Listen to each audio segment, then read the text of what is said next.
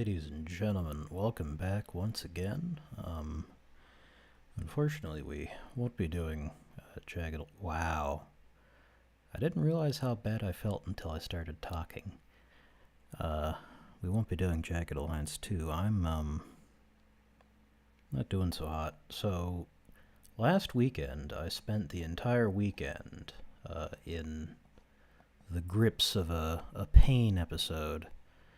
And usually I do recover from those eventually, but that's not happening this time. I just feel like shit. I could barely lift anything in the gym this morning. I don't know. So, instead of damaging the JA2 playthrough with a terrible, terrible stream, I'm probably just gonna... I mean, this was kind of what I was thinking I was gonna do tomorrow anyway, so... Let's see, do I have my... I'm not able to think straight either, but...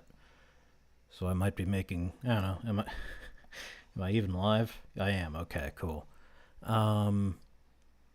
Yeah, so...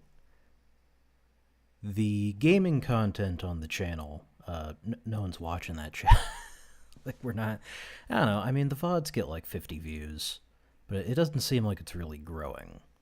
So, I was thinking maybe I should kind of pivot into something more like a video essay, because, you know, the kind of the goal was to have discussions about politics, basically, and sort of use the games as a kind of the lead into that, but I don't know, maybe I should be doing politics content and using the politics content to get people to look at games, you know? But, I'm not very good at expressing my thinking here, because my brain is cooked. However, so, yes, let's see, can I make this so that it looks a little better for you guys? Not really, but that's as good as we're going to get it, so okay. Hi. Hi, is that Missed One? Yeah, welcome back, Missed One. I guess so. It's a cozy stream. I guess so. It's more of a sickly stream, I think. However, and this might devolve into watch-along content at some point. However, I did want to go over some discussions. I'm kind of using Claude as my notes app now. I used to have a notes app. It was called Marcor on my phone, because, you know, I have ideas when I'm lying in bed or, you know, not at the computer or something, so I would take notes in my phone using this app, and the thing is, it would, when I start typing in it, it turns out it just, like, picks a random point in the file and starts typing in there. So my notes are all, like, I can recover some of what's in there, but not really, because it's all just jumbled together. So that's great. So Claude has become my notes app, so that I can, that also means that I can talk to him about whatever idea I'm having. So this is the latest idea I've had. I guess we're going in reverse order here. Gray market peptides and antibody treatment. I'll just read what I said. Gray market peptides sold to the general public under a wink wink nod nod for research purposes, not human consumption, disclaimer. We should get some music going, hold on. I know how to stream. VLC, media player. Media, open directory, keygen jukebox. It was slightly too loud in the last coding stream, so we'll put it to 30% there. No, that's 25%. There we go. Okay. Gray market peptides are sold to the general public for research purposes. Our booming industry. Can we realistically expect monoclonal antibody treatments to ever have similar gray market release? So a monoclonal antibody is it's a kind of medicine that has relatively recently been invented. Your immune system works, one of the ways it works is by producing antibodies, which are these little bits of protein, these little chemicals that like to stick to other proteins, other chemicals that are typically found on the surface of bacteria or the outer sheathing of a virus, or a parasite's cells as well, like the COVID vaccine. You know, we can talk about the COVID vaccine now. We won't get demonetized just for mentioning it. It works by the COVID, the COVID animal, the virion, has this little tool that it uses to pry open your ACE2 receptor. An ACE2 receptor is just a thing that's on the surface of some of your cells that helps the cell do its job, basically. It lets certain things in and out. But the COVID has a tool, the spike protein, that can get stuck in that receptor and wedge it open, and that's how the COVID gets into your cell to take over your ribosomes and reprogram to make more COVID. And the way the COVID vaccine works is that it triggers your cells to make just that spike protein, and then the cell bursts and it shoots spike protein everywhere, and then your immune system goes, whoa, what the fuck is that? That's not me. What is that? And then it creates antibodies that stick to that spike protein. That does two things. One, when there's an antibody stuck on the end of the tool that's trying to use to pry open your cell, it doesn't work because there's something stuck to it. And the second thing is your white blood cells can kind of smell that, and they will see it, smell it, and go, ooh, that's a bad guy, and they'll go, and eat him. And they actually have, there's a thing called a granule, which is basically a portable gas chamber that they use to gas things that get into your body. But yes, so monoclonal antibodies, similarly, basically the way it seems to be used is that if there's some chemical that your body is making and using and transporting, we can create an antibody that sticks to that, and it'll make your immune system attack it, and it will make that chemical stop doing its job. So there was one I was looking into that is mentioned later on here that is it interferes with the creation of new blood vessels. And we use that to treat cancer, because when cancer is growing in your body, the tumor wants more and more blood to do tumor things. So it makes new, it's called angiogenesis, it makes new blood vessels. Well, if we interfere with the machinery that makes new blood vessels in your body by sticking this antibody to critical components of that process, it can help treat cancer, because the cancer can't make new blood vessels to plug into itself to feed itself. The one that I'm interested in is, I mention it later on, yeah, bimagrumab. This is, I think, Eli Lilly 3985863. So what that does is it targets, it's an actin antagonist, I think. He's saying it's a myostatin inhibitor. I thought there was a different one that inhibited myostatin. But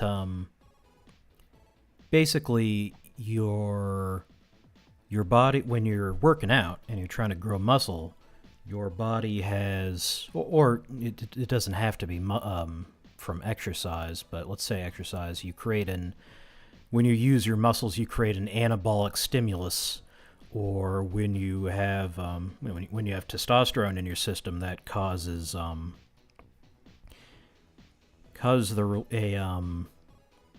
forget the names of the chemicals that are involved, but there's an anabolic stimulus that says, hey, muscles, grow. It's time to grow. We need to get stronger. And there are also chemicals that go, hey, muscles, don't grow. We're already big enough. Don't grow. And the reason your body does that is because if you just kept growing forever, then you would get, like, in the environment of evolutionary adaptation, back in caveman days, we didn't have a lot of food. So if you just kept getting huger and huger, you would starve to death because you couldn't feed all that muscle. So there's gas and there's brakes for muscle growth. actin and what was it called? Myostatin. Myo means muscle, stat means like stop, I guess, like be still. Myostatin blocks muscle growth. Yeah, that's the brakes on muscle growth. So, by working out, you can press on the gas, but Eli Lilly have found a way to take your foot off the brake and just trigger muscle growth by having a monoclonal antibody, an artificial antibody, stick to actin, I guess it's called, and stop it from plugging into the receptor that tells your muscle to stop growing. So I'm asking Claude here, hey, so the other thing is, like testosterone, you can pretty much just buy that anywhere. Like, it's not hard to get a hold of Sustanon. Nowadays, you can get it prescribed, but back, before that, it was easy to just get it. And nowadays, Ozempic, GLP-1 drugs, those are all peptide-based, along with things like BPC-157. I should get some in Minecraft, I should get some BPC-157, probably. Maybe that'll unfuck me. In Minecraft, it'll help the health conditions my Minecraft character has. In theory, possibly. It could also make things worse. It's a peptide, which I don't 100% understand what a peptide is, to be perfectly honest with you. I haven't actually read up on it quite yet. I think Claude talks about it a little bit here in this conversation. It's been 10 minutes and I haven't even gotten into the reading. I'm just telling you what I'm about to read. But yeah, like Ozempic, retatrutide, which my Minecraft character is on retatrutide, gotten from one of these gray market suppliers. Should I be saying that?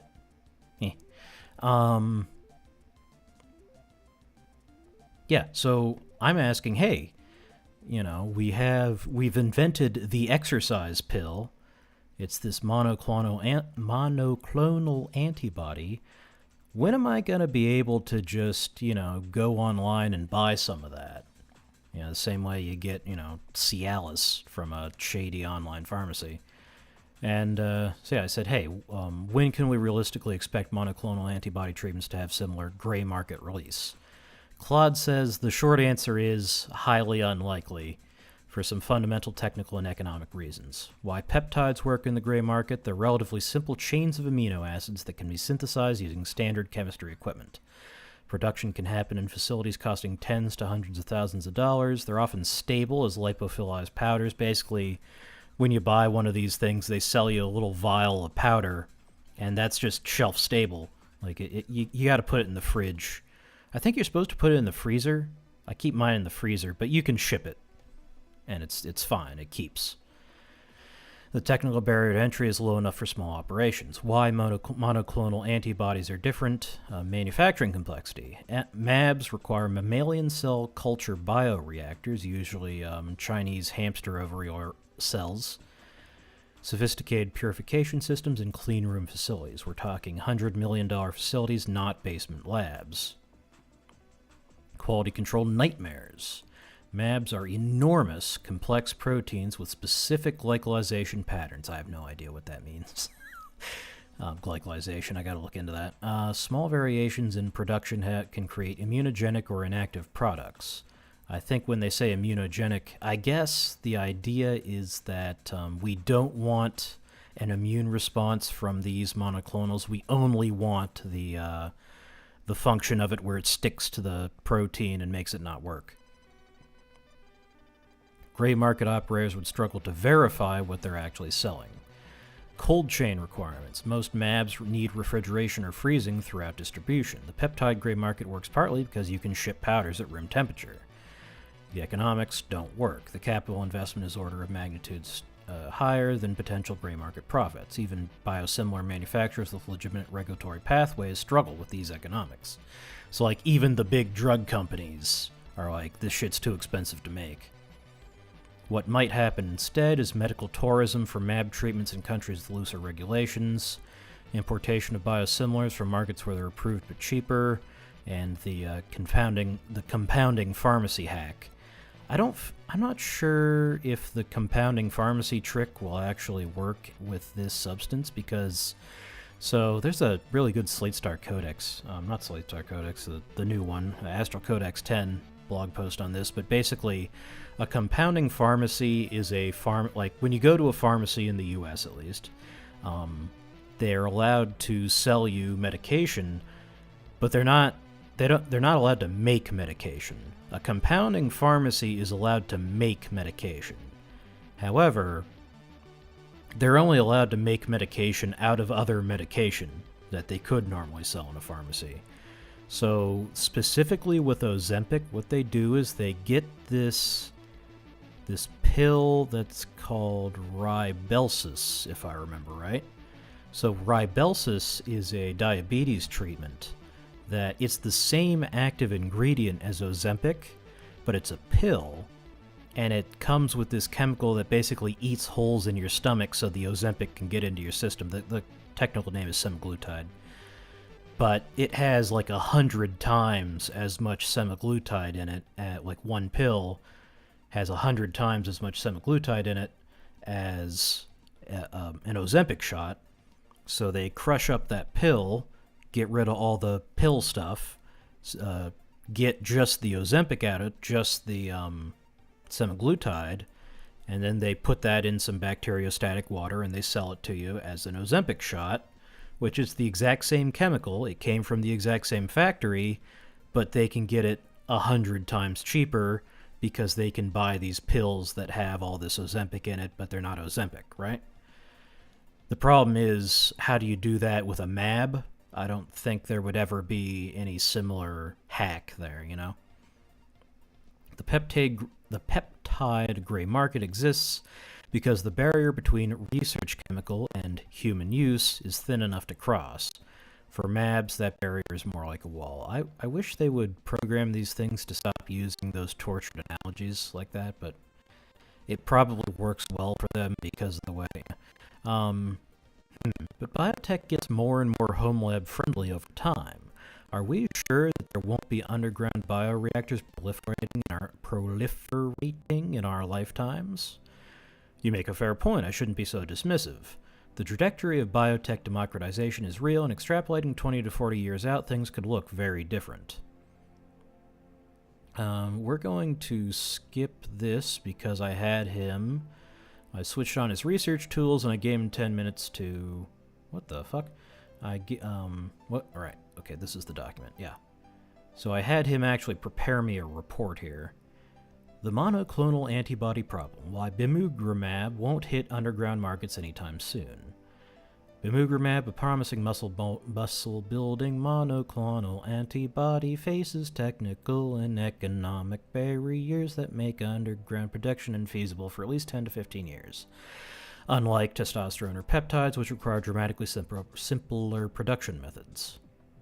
The fundamental challenges lies in monoclonal antibody manufacturing requiring mammalian cell culture systems, specialized purification infrastructure costing 2 to 10 million minimum, and PhD-level expertise, compared to testosterone's simple chemical synthesis or peptides' automated solid-phase production. So when he's talking about mammalian cell culture, it's really not difficult to get some yeast or some E. coli growing in a bucket. Like, we've been making beer for, millions of years, right? Not millions, tens of thousands. But mammalian cells are a lot more picky about their environment. They're designed, your cells, or in most cases, the cells of the ovary of a Chinese hamster. Stop doing that. Stop doing that. God damn it. I hate computers. I hate computers. I hate computers. What was I talking about? Give me the document back. Motherfucker.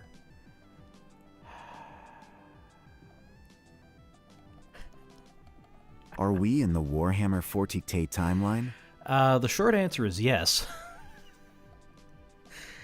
Yeah, biotech is a hell of a thing. Why is it not letting me open the document now? Okay, let me reset my zoom level and see if that fixes it. It doesn't. Why? Oh, the whole browser's fucked now. Oh, why is this happening to me? Why is this? I guess we can't read that. I guess we're just not going to read that. Well, the conclusion he came to is that Regarding making beer for millions of years.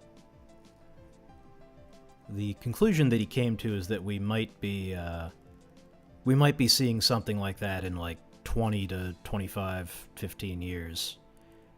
So yeah, mammalian cells, like the cells of an animal, want to be in the animal. They don't want to be in a bucket. So it's a lot harder to get mammalian cells cooking in your bucket to make stuff with. And because there are people who are working on getting E. coli to make monoclonal antibodies that'll work, which if they figure that out, that's going to make it a lot simpler. Because it's really easy to just shove a gene in some E. coli, put it in a bucket with some sugar, and it just grows. But I also know there's a guy... Let me pull this up off the view just in case anything weird happens. What is this guy called? The Thought Foundry? The Thought Foundry. Something like that? Is that him? Nope, that's an AI slop channel. What is this fucker called? Okay. The Thought Emporium, right. So let me see. Can I find He's growing humans in buckets. Who is? Oh, the Thought Emporium. Kinda, yeah. What were you saying about RE making beer for millions of years? I kind of talked over you because you only said half of your point. No, okay. Let's see. He's talking about weaving shrimp into fabric, cameras made out of potatoes. Here we go. I think. What do you get when you mix eggs? Shut up. Milk. Let's see if I can pull this up here. There we go. What do you get when you mix eggs, milk, Is the volume good for you guys? Gatorade, and nutritional yeast? Well, the answer is, of course, a hamburger. And no, I haven't gone crazier than normal, or at least that's what the voices tell me. No, he's got a point. Instead, today we're going to be showing how we can really use these ingredients to grow some living meat. And while we'll only be growing a small amount of cells as a proof of concept today, this work really will set the stage for growing a McNugget in a tank. So, let's get started. This isn't the first time we've talked about growing meat on this channel. Longtime viewers will have seen the meat leaf and meat berry we made, or may have seen the work growing living rat neurons to play the classic video game Doom. The thing that these projects have in common, other than being the eldritch monstrosities that haunt your nightmares, is that they are both examples of modern mammalian tissue culture. Using a special set of techniques and with the correct solutions, we can not only keep animal cells alive outside of the original animal, but we can use them for our own purposes and grow and multiply them as we wish. But we didn't invent this method. This is the same technique used by scientists around the world to develop medicines and new treatments for patients, or just study how different animals' biology works. The meat leaf, for example, was based on techniques originally invented to try and grow replacement organs for patients in need, though by the same token, a very slight modification of the technique is being used in the manufacture of lab-grown meat meant for human consumption. The point being that the same technique can be used for an almost endless array of projects. Every time we've grown cells like this on the channel, be it the meat leaf or neurons or meat laser or whatever else, you've seen us reach for a bottle that looks like this. These are the standard potions that we buy to keep the cells alive while we work with them, the most common of which is called DMEM, also known as Delbico's Modified Eagle Medium, which, by now, longtime viewers will know, does not, in fact, contain any eagles. DMEM is actually a mixture of vitamins, electrolytes, sugar, salts, and a host of other nutrients that the cells need. It's a single-celled protein combined with synthetic aminos, vitamins, and minerals. Everything the body needs. It doesn't have everything the body needs. However, DMEM isn't actually complete on its own. Every time we crack a fresh bottle of this stuff, we also add some extra things to it. The most important of which is called FBS, or fetal bovine serum. And yeah, it's exactly what it sounds like. It's baby cow juice, or blood serum extracted from fetal cows. And yes, I hate using this stuff as much as I love saying baby cow juice. Not only is this stuff gross, it's also just really expensive, and carries the risk of contamination with viruses and other junk that inherently makes cell culture less safe. And if lab-grown meat is ever going to take off, you can't be using cow blood to feed the growing meat vats if you want it to be either cost-effective or sustainable. Does it have to be human? Does it have to be mine? Where am I supposed to get it? Feed me, Seymour. As such, lab-grown meat companies have spent millions of dollars trying to bring the cost of growth media down, and many of them failed in that pursuit, going bankrupt after years of work. A big part of the reason these sorts of tissue culture videos are so infrequent on the channel is because of their enormous cost. One DMEM and FBS kit to make 500 milliliters costs between $150 and $200, more when you consider the dry ice shipping fee, and it's the cheapest media you can buy. The Neuron stuff costs about $600 for a set. And much like your local drug dealer, those prices won't come down because people have to keep coming back for more. And with the nearly infinite budget of university and grant money burning a hole in their pocket, $600 for a bottle of media and thousands of dollars for a tiny tube of cells makes sense. Since we are not a university and rely on merch sales and ad revenue and especially the support of our wonderful patrons and channel members, yeah, we don't have that kind of money to burn. So if we ever want to try and make lab-grown McNuggets or just dramatically speed up our work on the meat robot and other projects, we too needed a better solution. This video, like most of our projects, started with an intrusive thought we let win. When you look at a bottle of DMEM and hear its ingredients, do you not just think, man, that sounds a lot like Gatorade? Because I know for a fact that every biologist I know getting jokes into that this the stuff weeds just... with specifically using Gatorade as a growth medium. But, yeah, I think you get the point. Like, home labs are doing mammalian tissue culture. So, if I could pull up the fucking document, what Claude was saying is that he doesn't think that there's going to be mammalian cell bioreactors. Give me the document. Give me the document. Ravioli, ravioli, give me the formulae. Maybe it's my Brave Shields? No, it's just fucked. It's just fucked. It's just fucked. Okay, whatever. Let's talk about Nepal. Okay, let me summarize. Yeah, like there are bioreactors that are meant for mammalian cells. Or no, there's bioreactors that are available for home labs that are like 10 grand, but they're not good enough for growing MABs in, basically. So I don't think I'm, like, this was some interesting research, but I don't think I'm going to make a video on it, because what's the point of making a video saying that something isn't going to happen, you know? Maybe I still will, I'm not sure, but the other thing is the Gen Z revolution. So let's see, can I see his? I can see this one. Nepal is reportedly experiencing its most dramatic political upheaval in decades, according to extensive international media coverage. Alright, so this was one where he was like, oh, well, the news says it happened, but their official website said they didn't. I'm like, well, if they're like chaining up the prime minister and burning him to death, then they're probably not going to be updating the website. He's like, oh, yeah, okay, that's fair.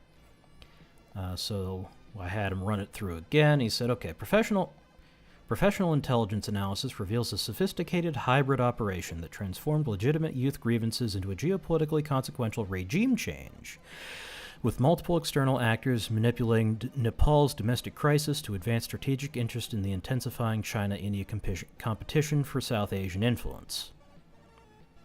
Intelligence professionals tracking the September 2025 Gen Z revolution that toppled Prime Minister K.P. Sharma Oli identified this as a potential new model of digitally mediated political warfare. So I was hoping that he would go into a summary of what happened, but I feel like everyone's kind of heard about this. You know, they killed their... they didn't kill most of them, but they killed or beat the shit out of most of their leaders. They had to pull the president out with a helicopter, and the army just said, yeah, we'll just, you know, like they started doing, they held an election on Discord, and the army said, yes, we will respect the outcome of this Discord poll. So everyone's saying, haha, you know, a bunch of kids on Discord overthrew the government. I'm like, well, was it a bunch of kids on Discord, or was it China manipulate? Or, well, it wasn't China. I think it was either... I think it was us. I think it was the U.S. Manipulating them into overthrowing the government through that Discord server. Totally not rigged. Exactly, yeah. It's like, you know, Discord... It's not hard to make... Like, bear in mind, this is a massive Discord server... Oh, also, there were people talking about how, like, right before this happened, Discord rolled out the feature that let them have these really massive Discord rooms. So, like, Wow, it's weird that they made this technically possible like 2 days before it happened. I don't, it's not confirmed, I don't know. But it's, yeah, basically I think the idea was that the government was just openly, utterly corrupt. Like, no one had a job, and the prime minister and his hoes were on Instagram showing off their McLarens and shit. There are a lot of genuinely dysfunctional governments that may keel over without outside help. Yes, however, if a government is getting to that state, my bet would be that an intelligence agency somewhere, in fact, all the intelligence agencies are going to notice that, and they're going to be trying to poke that in the direction that they want it to go, which our analysis kind of indicates that that's actually what happened. So, the intelligence community identifies regime change orchestration patterns. OSINT analysis and intelligence professionals present compelling evidence that Nepal's protests exhibit characteristics of external manipulation rather than organic uprising. The Quint's intelligence analysis directly questions whether this represented choreographed regime change to oust them. So yeah, also the Prime Minister of Nepal, like his party was the Maoist party. Like I didn't know Nepal was a communist country. Apparently it is, and it's not like there's a communist and a not communist faction. There's the Maoist party and the Marxist-Stalinist party. So, choreographed regime change to oust the Maoist from power. There are a lot of those. Yeah. Citing intelligence sources that there's only one country that does regime change, and it's not China. What does that mean? The media just doesn't talk about it. Yeah. I don't know if people outside the U.S. heard about the whole Flint, Michigan thing, but I lived in that area. Basically, they switched their water system, and it turned out that they switched their water system to a new one, and then they realized the new one was too expensive, so they switched it back to the old one.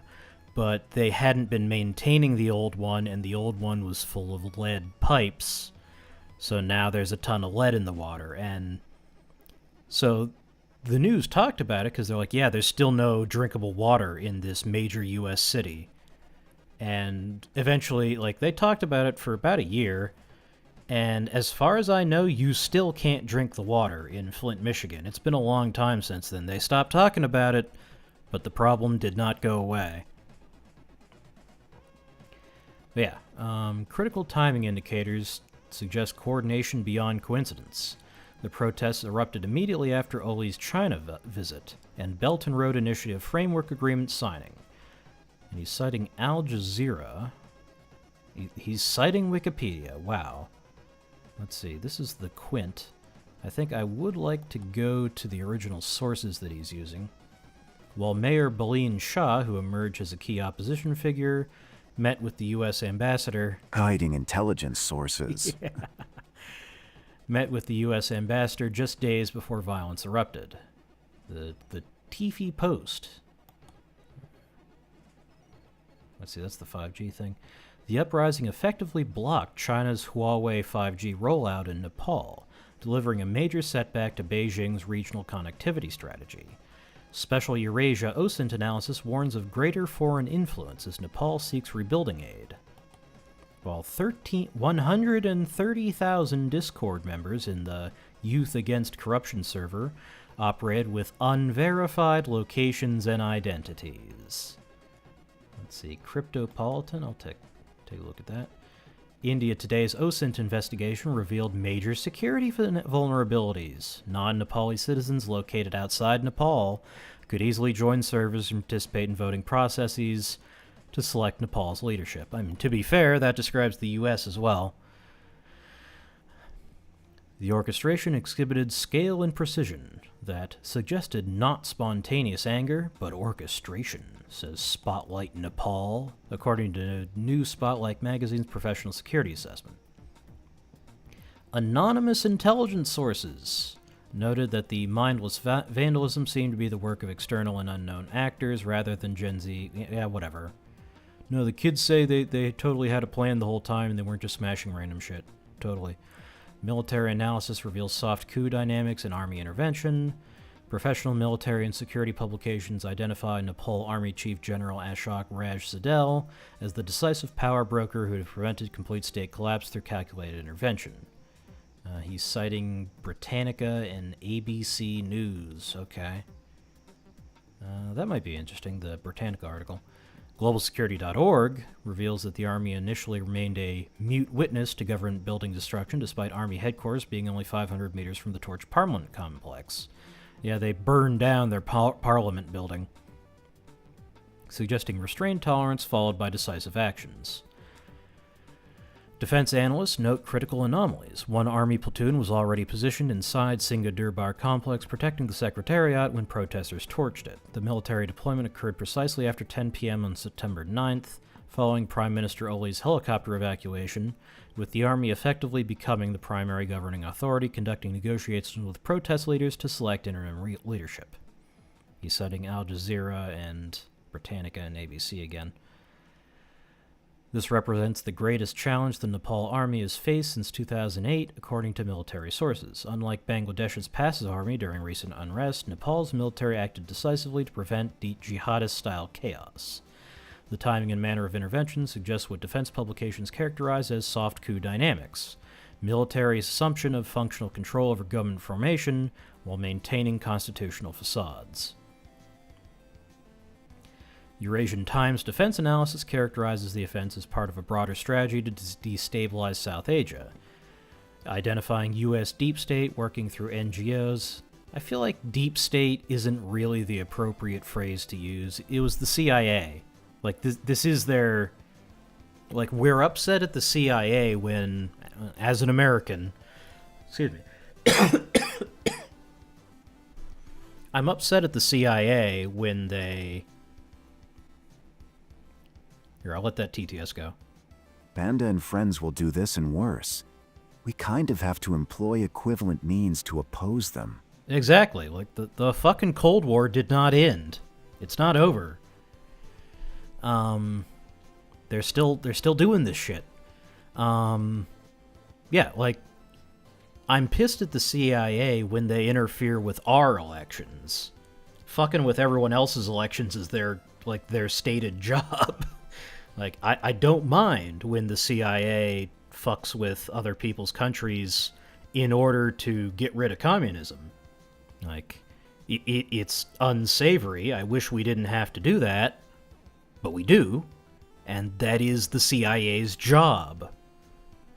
The problem is, like, when they're the deep state is when you have civil servants, unelected civil servants, usurping power from the democratically elected supposed leaders. So U.S. deep state working through NGOs, media allies, and local proxies, perfecting the art of turning grievances into revolutions, revolutions into coups, and coups into chaos. Only the Nepal Army's timely intervention prevented a Bangladesh-style crisis.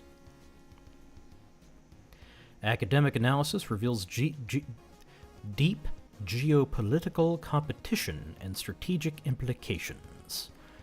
Leading think tanks and academic institutions frame Nepal's crisis within intensifying China-India strategic rivalry rather than domestic corruption protests. Let's see, he's citing Al Jazeera. Okay, I guess we're reading Al Jazeera today. Carnegie Endowment analysis. Carnegie? Okay. Positions these events within broader patterns of digital authoritarianism, technology-enabled political movements. See, okay, he's saying he's citing the Carnegie Endowment, and then his site links to the IB Times of India and Yahoo. So, this is the other thing is that, I mean, this AI stuff is the beginning of the research process. Obviously, if I made a video on this, nothing AI written would make it into the video, but it's a good way to, I think it's a good way, I'm kind of evaluating it, to kind of get an overview of what's going on and just have a hey, is there anything here, or, like, is there a there, you know? Or is this really just what it seems to be? But this pretty clearly isn't. It's not a Gen Z revolution, it's a color revolution orchestrated by the CIA and their buddies. China's strategic vulnerabilities became exposed through the process. They're talking about BRICS. Nepal has little to show for it, creating political vulnerabilities Beijing couldn't prevent. Chinese Foreign Ministry expressed hopes for stability while positioning for influence expansion, but Oli's close relationship with Xi Jinping made his removal particularly damaging to Chinese interests. So yeah, the other part of this is that the Maoists, funny enough, were really buddy-buddy with the CCP. And now they're out.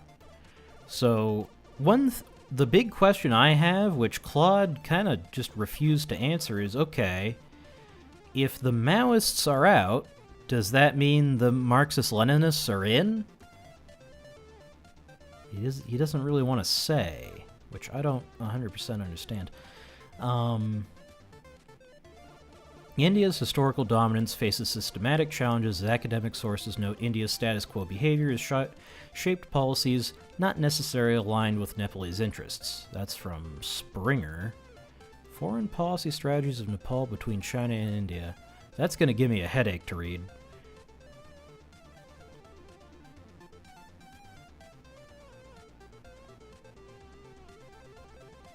A color revolution doesn't mean it doesn't have a lot of public support. Yeah. It's more that the public on their own are way too inept to do a revolution.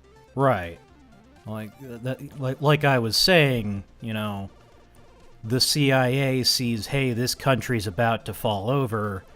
Let's push it so it falls over in the direction we want it to. Which, speaking of color revolutions, I do have a brief article about domestic politics that I want to look at. It's really short, but with 98% of Nepal's transit trade occurring through India, citing the Hudson Institute, we can take a look at that. The crisis creates opportunities to reassert traditional influence while countering Chinese encroachment. Academic Cui Bono, Sui Bono? I don't actually know what that means. Oh, it means who benefits, right. Identifies multiple beneficiaries. Regional powers gain reconstruction influence opportunities. The military establishment solidifies its role as ultimate stability arbiter.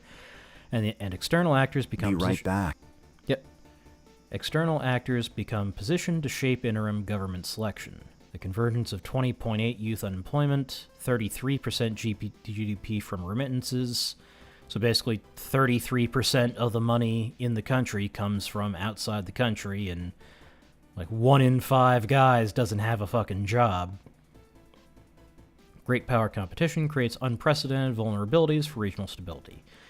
Why is he citing CNN? Why did you cite CNN in Wikipedia? What is wrong with you?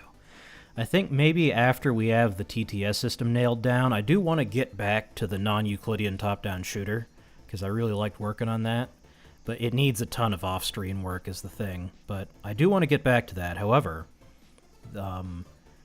also the freaking Bob Ross paint-along. I forgot about that. I got to get back to that too. Man, I got so much I want to do and no time to do it. But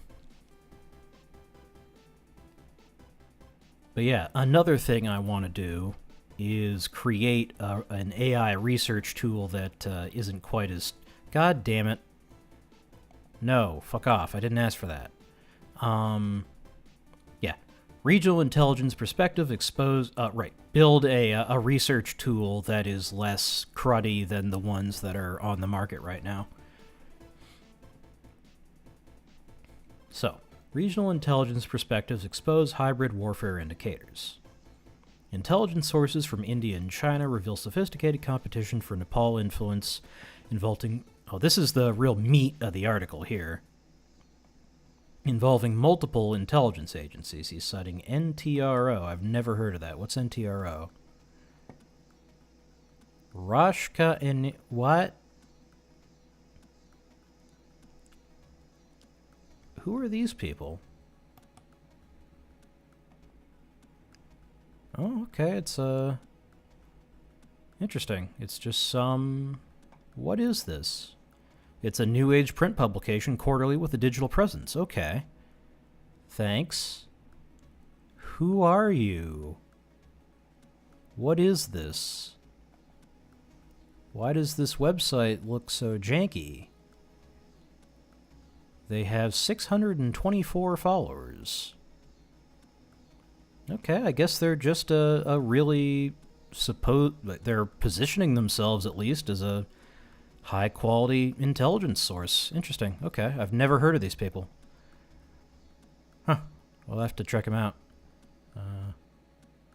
Neeraj Mahajan. What's he up to? He's talking about the MiG-21, AK-203s. Oh yeah, this. I mean, just superficially, well, okay. I was gonna say there's weird English, but that's not surprising because these aren't native English speakers. The writer is a seasoned media professional with over 3 decades. See, he's currently I don't know. I don't know if this is trying really hard to appear to be a high-quality intelligence source or it actually is. I don't know. This does have like an AI vibe. Like they're talking about submarines. And also, the S in submarine migrated. It dove and sailed over to here. But yeah, we'll take their word for it at the moment, I guess. Chinese intelligence operations through extensive Huawei surveillance infrastructure since 2010 allow monitoring of Nepalese officials and communications while using Nepal to suppress Tibetan dissidents and prevent free Tibet movements. Who are these? The Center for Strategic and International Studies. Okay, some more. Indian Raw concerns center on Nepal becoming a transit point for Pakistani ISI operations from The Week, and Chinese intelligence expansion along the Indo-Nepal border. Historical CIA involvement in the Maoist insurgency that dismantled Nepal's monarchy provides CIA involvement in the Maoist insurgency. Interesting. And the demand that dismantled Nepal's monarchy provides precedent for external intelligence operations in Nepali political transitions. Evidence of external manipulation includes TLDR intelligence reports. What? Is Friends of Socialist China? Ah, yes. Credible source. Friends of Socialist China. Back. Welcome back. We took a brief diversion to look at whatever this is. I don't know if this is a high-quality source or it's just trying really hard to look like a high-quality source. I don't know. It's a little weird, but we're just sketching here, so it's okay. CII working for the Reds? It couldn't be. Yeah, I think, like, it sounds like it was just, the CIA preferred the Maoists to whoever else. Like, CIA, they were like, okay, are we going to have not the Maoists, they're like, okay, are we going to, well, I guess in this case, the CIA supported the Maoists, and they're like, ooh, actually, we don't like the Maoists. Let's support the Marxist Leninists instead. Or something like that. I don't know what those wacky guys are up to. And no one does either. They have no oversight, no. Yeah. The U.S. National Endowment of Democracy trained protesters on democratic agitation techniques. Is this the same? Yeah, it is. I want to read the Quint article because he keeps citing it. Members only? Oh no, I gotta pay for this? I'm not paying for news. What the hell? Regional intelligence analysis identifies... Well, okay. The National Endowment for Democracy, which I'm pretty sure I recognize that name. That is... Yeah, it's a CIA front NGO. But, yeah, the Ned trained protesters on how to protest good. Speculation about Western backing for emerging leaders like Kathmandu Mayor Balendra Shah, following his 2024 meeting with U.S. Ambassador Dean Thompson, and suspicious timing relative to the China-Nepal 70th diplomatic anniversary in 2025. Regional intelligence analysis identifies Nepal as having become a playground for global intelligence agencies, with the crisis representing a critical inflection point where traditional buffer state neutrality becomes untenable amid great power competition. So we're going to start skimming here. He's talking about political instability diminished Kathmandu's negotiating capability and increase the likelihood of external factors. All major powers will likely intensify engagement to shape post-crisis Nepal's geopolitical orientation. Key professional concerns include the precedent-setting implications of discord-based political selection for democratic legitimacy, military deployment, raising questions about civilian government authority, and Nepal's events potentially triggering similar youth-led movements across South Asia. Discord revolution combining legitimate grievances with digital platform vulnerabilities and precise geopolitical timing.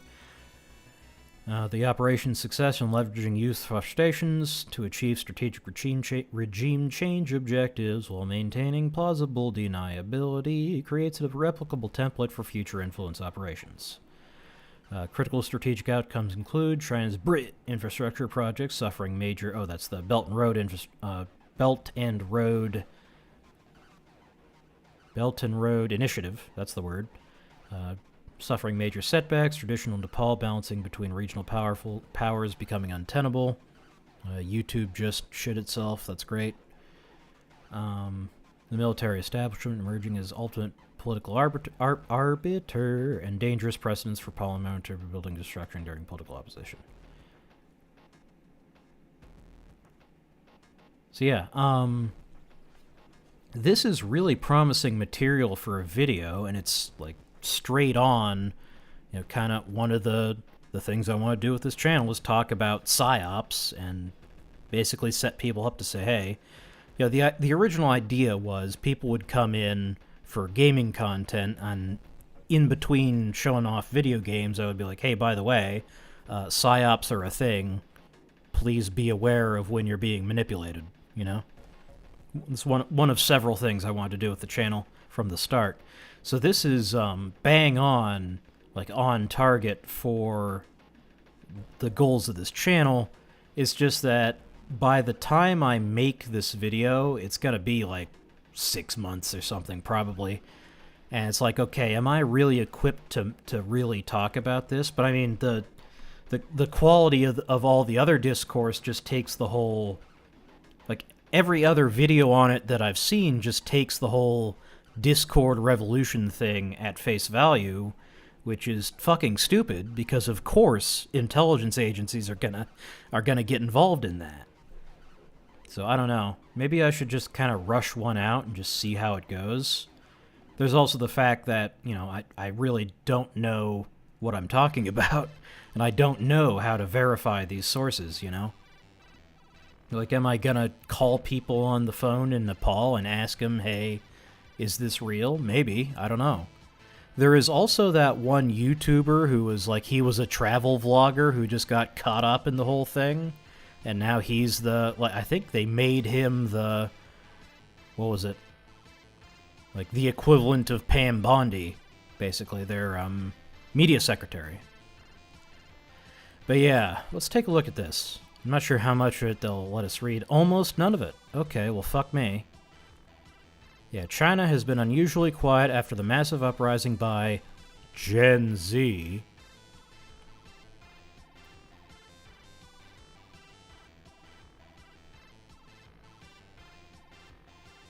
CI is also being scapegoated by anti-Western powers. They've sort of taken over the alternative media. Yeah, I know there's a lot of, there's that whole kerfuffle about Tim Pool and a bunch of other, I guess, dissident right influencers getting paid big money from Russia. So yeah, I mean, they're gonna, like, it's obvious when you understand what these people's job is. Yeah, they're gonna try and buy off the alternative media, you know? I guess it's kind of odd that they were so blatant about it. I guess that kind of shows the... There's a lot more of that. Yeah, that's just the one that we found out about, you know? It's like, if we found out about that one, how many hundreds of times has that happened, you know? Media outlets like Times China, a newspaper known to be sympathetic to the Chinese establishment, carried only 2 reports. Also, people the average person doesn't know about. Yeah. Yeah. Tim Pool is relatively well known. Yeah. Carried only 2 reports of the grave happenings in the neighboring country that left 51 dead and scores injured. Although Hong Kong-based SCMP reported graphically on the developments. Why is this guy talking like that? Well, maintain an eloquent silence on the sequence of events that played out in Nepal that exacerbated. Also, how was Claude citing this if it's paywalled? I don't know, man. I don't know if I trust that Claude report. Like, the more, like everything with AI, the closer you look, the worse it looks, you know? But yeah, he's talking about... This one is actually interesting. They're talking about China's use of critical infrastructure to control downstream water supply will threaten vital economic activities. The PLA will leverage rail and road networks to strengthen its positions near the line. Fuku's using archived Daisen. I don't think he is. It would be funny if he did, but I don't think he's capable of that. I feel like this tool is for, like, researching, I don't know, what kind of shoes you want to buy. I don't think it's actually for, like, intelligence analysis. But that's kind of what we're using it for, so it's the tool we got. I got to build my own. If you want good tools, you have to build your own. That's the lesson I'm learning. But yeah, I'll just skim this. Water, yeah, so the PRC wants to control their water. China's upstream control of Asia's major rivers, accomplished through the construction of dams, allows it to manipulate downstream economies and ecosystems, giving it a potent geopolitical bargaining chip. Second, the CCP is using land development and gray zone tactics to de facto annex disputed territory and deploy military assets under the pretext of civilian activity. Third, transportation and rail projects are enabling rapid troop movements, especially near the line of actual control with India, shifting the military balance in Beijing's favor. Finally, digital infrastructure projects. This is the stuff, given what I do, that's most interesting to me. Digital infrastructure projects, particularly through firms like Huawei, are extending China's surveillance state into neighboring countries, particularly targeting refugee populations and dissidents in Nepal. So Huawei is putting spyware in all their network infrastructure, and then China comes in and says, hey, we're China, and we'd like to buy you all this network infrastructure for free. Free internet. But the price is that it's all Huawei devices, and they spy on you. Let's see. Yeah, I'll probably have... Oh my god, that's long. Okay. I'll have to read this after stream, but, let's see. New Mohammed Yunus or Zelensky, The Curious Rise of Balendra Shah. Is he a CIA-backed face behind Nepal's Gen Z protests? Balendra Shah, the rapper turned mayor of Kathmandu, is being projected as the next possible prime minister. I think this is from 10th of September, and it's October now. I know they did decide who to put in power, but yeah, and I think it was him. Let's just Google real quick. Balendra Shah. No, give me Balendra Shah.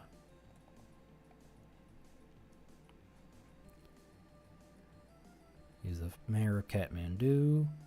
Was he the guy they picked? People's favorite. This is all from 3 weeks ago. Who did they... Who did they actually elect in that Discord poll? Was it this guy? I don't know. Oh, I guess not. Okay.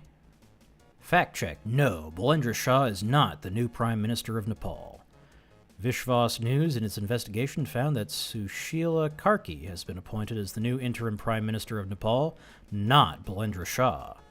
While Shah's name was among the contenders, he declined the position and extended his support to Sushila Karki. Okay, so he didn't want the job. He was like, no, I'm good being mayor of Nepal, or mayor of the... I guess he's mayor... Is Kathmandu the capital? You see what I mean when I don't... when I say I don't actually know what I'm talking about? Yeah, there's a bunch of people on the internet going, oh my god, it was him who... But it's not. It's... Fools. Who said that? Wait, where did that come from? Who said that? What? What was that? Wait. Am I hallucinating? Did you hear that? Someone said fools. Was that something on this page? Am I going insane? Fools. Oh, Fools. What the... Fools. Why? Fools. Fools. Fools. Fools. Fools. I thought that was a new chat member who was using the TTS, but no. Yeah, okay. So it wasn't that guy. Social tech, Gurkha technology. This one, this is the article that looked most promising. Unfortunately, it takes an hour to read it, so I'm not going to be doing that today. But yeah, I think maybe I will make a video on that. I've talked myself into it. The other thing, the other kind of big one is, I want to make a video about the phenomenon of exit scamming. Missed one says, lol. There, let me rearrange my windows here, okay. I want to make a video about the phenomenon of exit scamming. The term comes from darknet markets like the various Silk Road clones. AI is going nuts. The various Silk Road clones, due to operating in a low-trust criminal space, they would hold customer funds in escrow, then give them to the seller once the buyer received and approved of the product. They could easily scam the seller by simply not transmitting the funds, but any DNM would be heavily disincentivized to do that because it would destroy their reputation. More money to be made by continuing to collect the fee for facilitating transactions than to scam.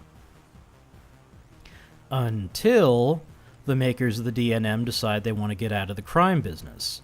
Then that incentive evaporates and they exit scam by keeping the funds that they were holding in escrow instead of transmitting them to the seller. It feels like pretty much all Western institutions are now exit scamming, cashing in reputation earned, in some cases over a century, for short-term profit. Universities charge absurd amounts of money for worthless degrees. Trusted media institutions like the New York Times, the Financial Times, Bloomberg, etc. publish sensationalist headlines and negligently researched hit pieces, some even resorting to clickbait-style chum boxes and AI-generated articles.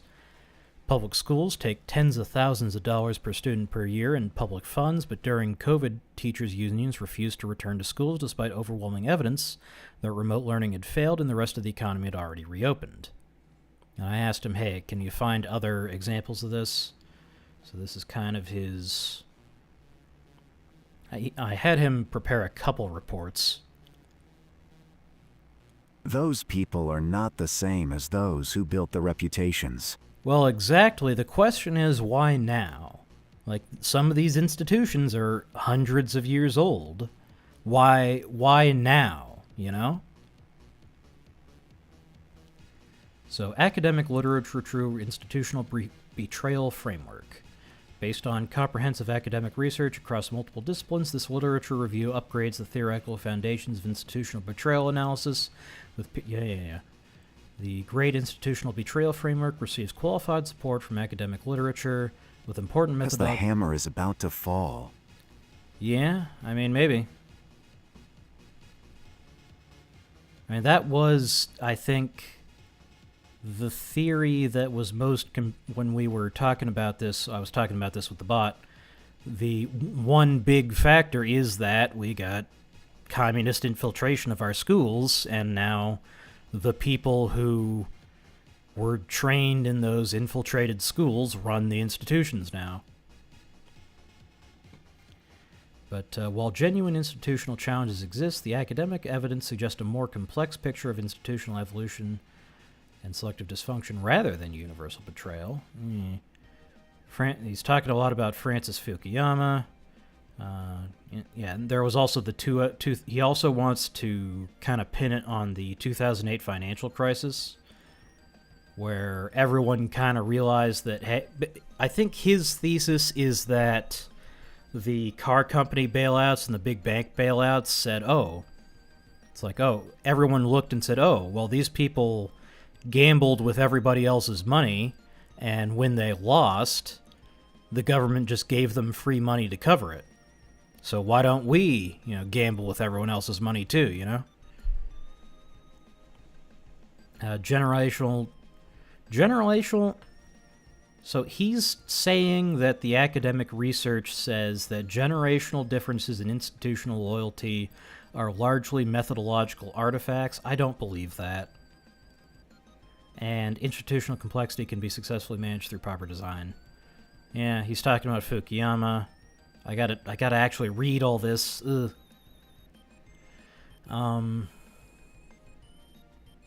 Yeah. External so the other thing is the fall of the Soviet Union.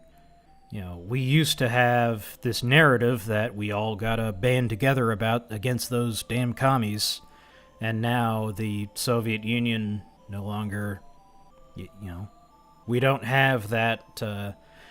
The American public do not perceive that there is a great enemy like that, so we've all turned against each other. Countries designing EU institutions made them more fiercely independent than they would have done at the national level due to mutual competitive oversight.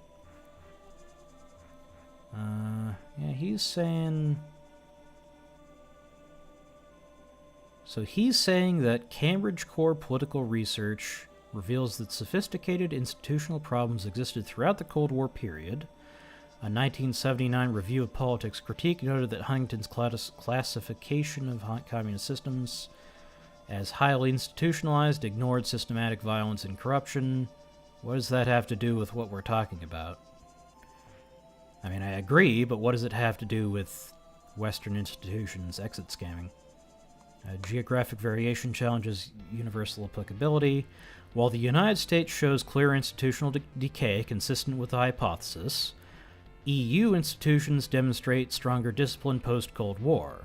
I don't know if I believe that, and East Asian democracies like South Korea and Taiwan show institutional strengthening after democratization. So maybe this, he wants to say that this is particular to the US. I don't know if I believe that, because, like, in the UK, all their universities have the same problems. My voice is starting to go. I think we may have to wrap this up pretty soon. But yeah, this is another video I want to do. I haven't found a really strong thesis. South Korea and Taiwan are infiltrated as fuck. Oh yeah. Yeah, very, very much so, yeah. Yeah, the problem with making a video out of this idea is that I don't really have a really strong thesis. I need to develop a really strong thesis. So this earlier report, he was saying, yeah, this phenomenon has accelerated dramatically since the 2008 financial crisis.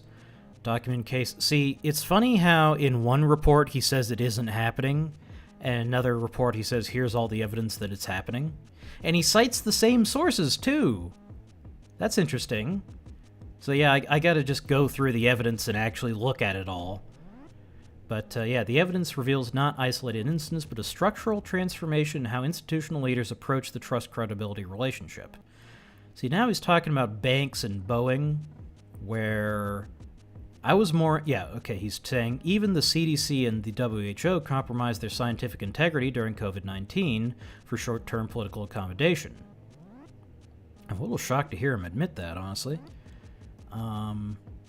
What emerges is a clear pattern where institutions extract maximum value from their trust capital as if it were a finite resource rather than a renewable asset requiring careful stewardship. He's talking about Elizabeth Holmes there. What does that have to do? Yeah, this tool is fucked up. That's what it comes down to. He's talking about Wells Fargo, Theranos, Cambridge Analytica. See, he's talking about companies where I feel like most people know, like, if you give a bank the chance to screw you, they'll take it, you know? Whereas a lot of people don't feel that way about universities and the WHO, you know? And here's the biggest one, honestly. Higher education reveals perhaps the most systematic exit scamming operation. Universities have created a credential inflation bubble where they extract maximum tuition while providing diminishing educational value. When I went to college, I went for computer science, obviously, and the professor they had teaching the computer science courses wasn't a computer science professor. And, like, she was a nice lady, and I'm sure she was really good in her actual field, but she didn't understand the difference between referencing and dereferencing. Like, she didn't understand the difference between your house and your address. And she was supposedly teaching people how to code. You know, leaving aside the idea that, you know, is a university just a jumped up trade school, or are they trying to teach you higher concepts? You know, like, a computer science degree should not be where you go to learn to code. It's where you should go to really understand the theory behind computation. But that's kind of what it's become. It's become like 90% learn to code, 10% theory. So it's just a waste of time. But yeah, Harvard now awards 79% of grades in the A range, up for predominantly C grades in 1950. This grade inflation serves customer retention. Students paying premium prices receive premium grades regardless of learning. Administrative bloat demonstrates pure reputation arbitrage. Universities have grown administrative staff 10 times faster than teaching faculty, with many schools employing more administrators than professors. The University of D.C. spends 28% of operating expenses on administration versus an 8% national debt benchmark. What do you mean national benchmark? Where does that come from? With administrators earning significantly more than professors. This comes back to, what's his name? Burnham, I think, with, no, I forget the name of the damn book, too. Talking about the professional managerial class. You know, it's like middle managers have taken over society and they're redirecting all resources to themselves. That's a whole nother video I could make.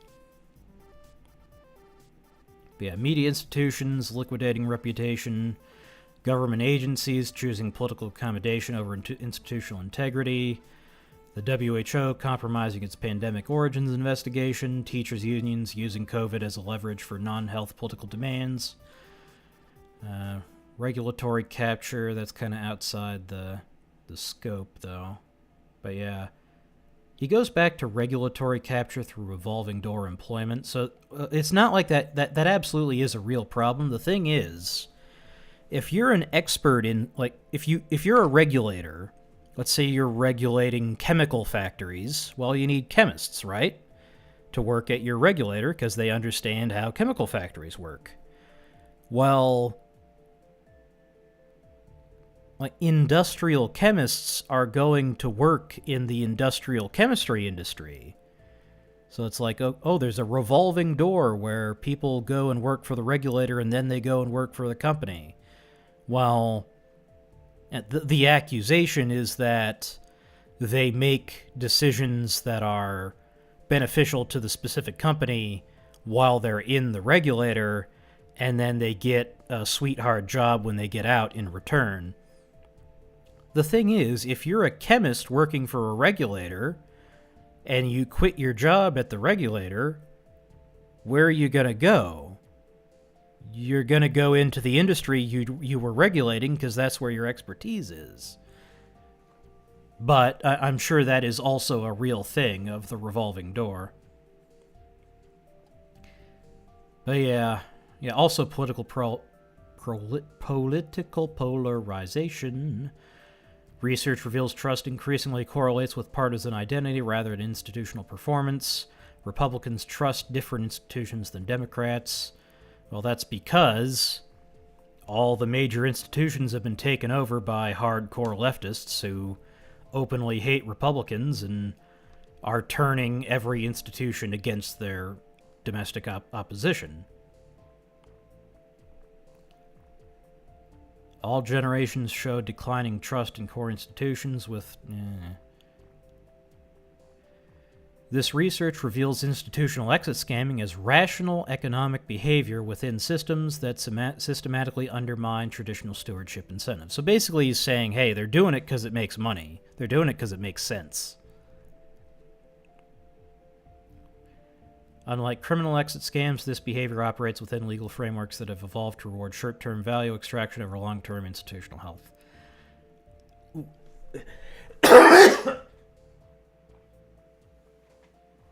Oh, excuse me. All right, yeah, that's all the talking I got in me. So,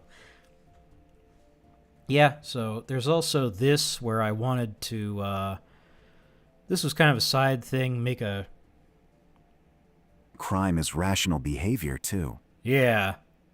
How hard would it be to make a ray trace game except the rays follow the laws of radar emission? That's a... I'll probably never actually get to that. This is the other one where I wanted to plug into the controversy around the Cracker Barrel rebrand and make it about, elite mass divergence. Like, the kind of people who run marketing campaigns have no idea how the average person thinks, so they make these bizarre marketing decisions.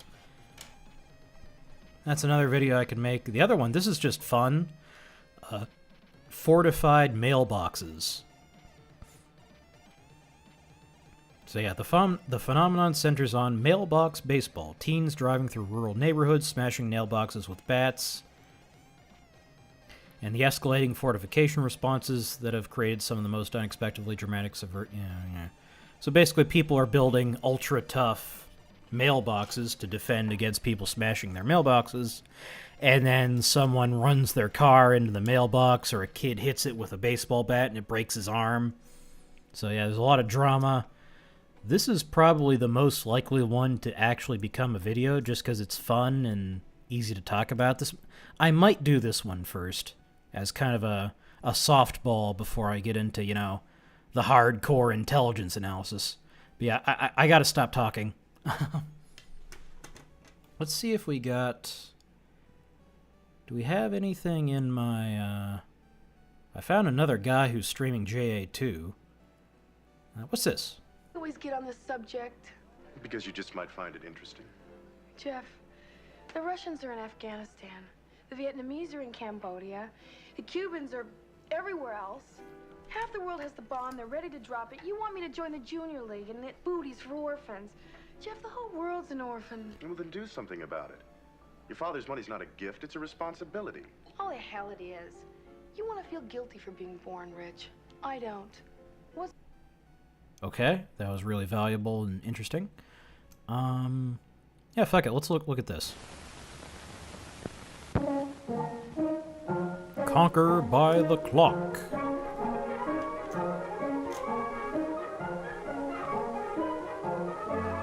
And then this is about 10 minutes, and then I'll sign off when this is over.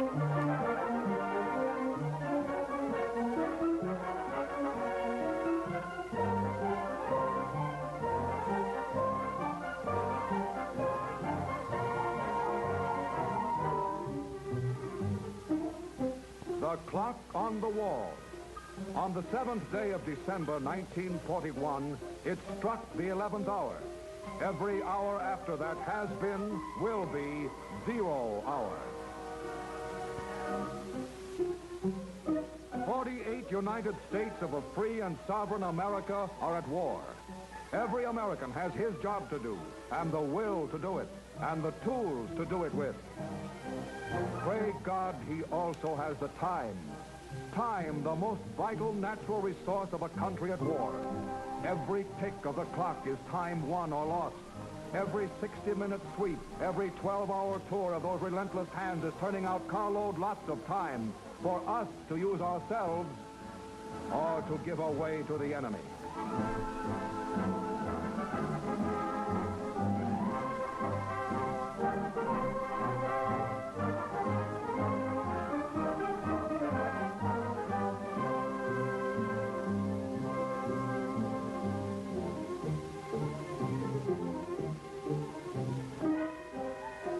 All the scientific devices of chronology are machines manufacturing time. The tool that in our hands means victory. And our hands must be as relentless as the hands of our clocks. They cannot afford to be less.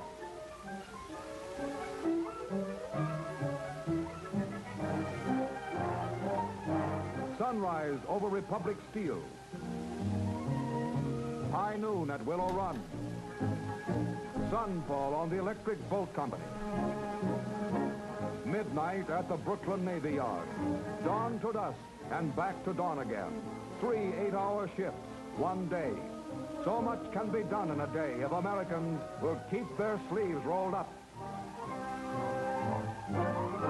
Inside of 24 hours, 1/20th of a freighter or a tanker can be built.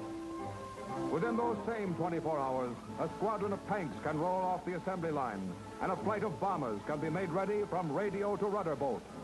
In one day, 1,000 acres of corn can become 30,000 bushels of food. In one day, one plant unit can turn out enough rifles to equip a battalion of infantry, the men who, in one day, might win a war or lose it. How? If only. Well, let's visit upstate at a factory where they make 30 caliber rifle cartridges for the Army. Let's visit Jean, one of the girls who inspects these cartridges before they're shipped. She's a good kid, loves her country, and a guy named Joe. He gave her that pin she's wearing before he went to Australia. She's a good kid, honest, intelligent, but she gets tired in the afternoon sometimes, likes to take extra time off for a smoke. That's all, only a few minutes. A few minutes. It only takes a second to jar the primer out of a cartridge. And it only takes a second to put an OK ticket on a lot that should have been rejected. A cartridge without a primer is one that will never fire.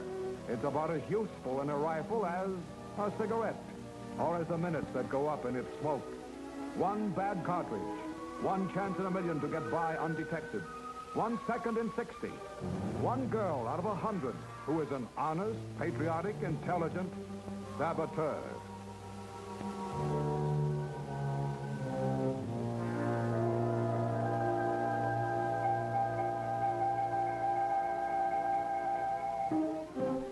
Just clear the cartridge, geez. Yes, Jean is intelligent. Intelligent enough to know that one of these bullets in good condition can travel 3 miles. But she doesn't know that a defective one can go halfway around the world.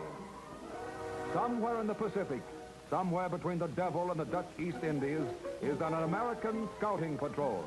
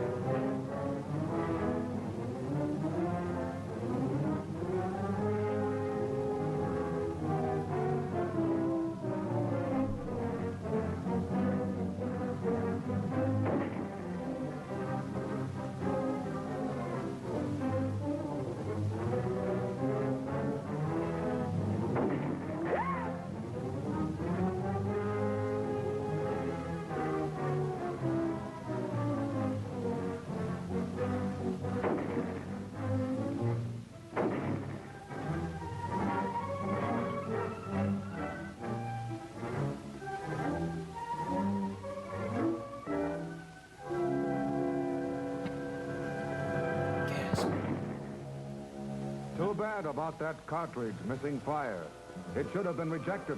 It would have been, too, if a girl named Jean hadn't taken time out to smoke. The fuck, Gene? Now meet Jane People G, aren't going to take an general manager of a example large wholesale food this house. convoluted Makes $12,000 seriously. a year. Worn a white I don't know, collar I all think his it life. makes the That is, case except for that the it's cocky like, one hey, who the wore bullet's gotta work. 1918s. Tried to get in this scrap after Win, Pearl win, Harbor. win the but war. they said his son could bullet's handle the gotta work. fighting orders, and he could go on taking food orders. Like this. 50 cases of 14A1. That's code for lifeboat provisions. Notify Martin. That means ship on Monday. Too old to fight, but not too old to work yourself silly, trying to get out orders and priorities on time. Time? Holy mackerel, it's 2:30. I'll have to rush like old Harry to make it. Better tell Mabel where I'll be. Oh, no. Why bother? It's Saturday. That lifeboat stuff doesn't go out till Monday. Nothing can come up over the weekend. Besides, I've got an important engagement with a couple of guys. And then the lifeboats had no With a couple provisions of and guys. everyone A died. couple of guys on the home team. Well, they are leading the league, and it's his first Saturday off in 4 months. And there's nothing that can't wait 9 innings. Nothing, that is, except time and tide and convoys. A change in sailing orders and an urgent wire in code. Lifeboat supplies to be shipped at once. Shipped by a man who is busy coaching at first base. Unfortunately, a convoy can't wait for the last inning. A convoy waits for the tide, and the tide waits for no man.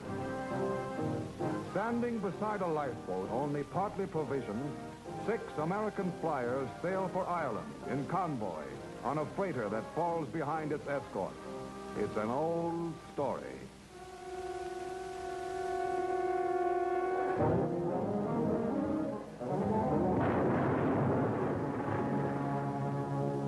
Six men sailed for Ireland.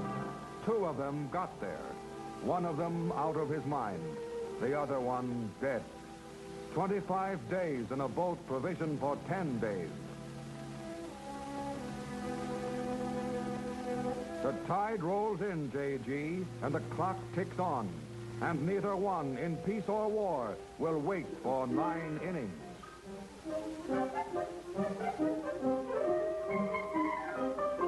The state of North Australia is 23 time zones away from the state of Michigan. But the clock on the cockpit of the plane over Darwin and the watch on the wrist of the officer in New Guinea are synchronized with the clock at the door of the factory in Detroit and geared to the clock over the water cooler in Kalamazoo. The production rate of our factories and the firing rate of our guns is synchronized by one machine, the clock. This is the machine that manufactures victory, turning out 32.5 million seconds each year. Each separate tick, a precious tool to use in building our future. And you, these are your tools, your hands, and they must be as relentless as the hands of your clocks. If we are to conquer, they cannot afford to be less. Still might and still our world and to win liberty for all. Let's keep the flame of freedom blazing whatever may befall. Till every burning moment until conquered is the foe. In every time we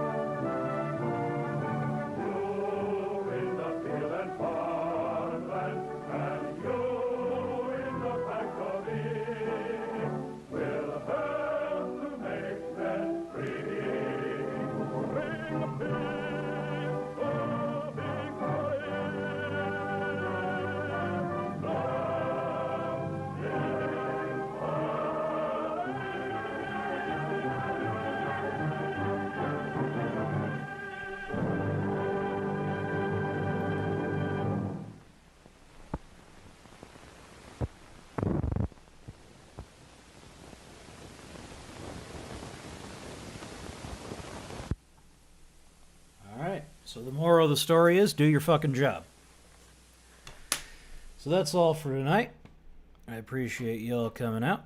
For the folks on YouTube, I think I'll send you all over to Miss Pipkin Pippa. She hasn't started yet, but she's going to be reading the Chilton's car repair manual for a car that she's interested in, so that'll be interesting. Pipkin Pippa. There she is. Okay, that redirect is set. For the folks on Twitch, I'll send you over to Bagsterd. Have fun with the Bagman, and I will see you all next time. Goodbye. Great stream. Yep, great having you here. Hopefully we'll do JA2 tomorrow, because I was going to do this tomorrow, but I don't know, I feel better now that I had a chance to do my stream, although my nose is plugged up and my throat's sore, so probably good that we're cutting it off short. But yep, have fun with Bagman.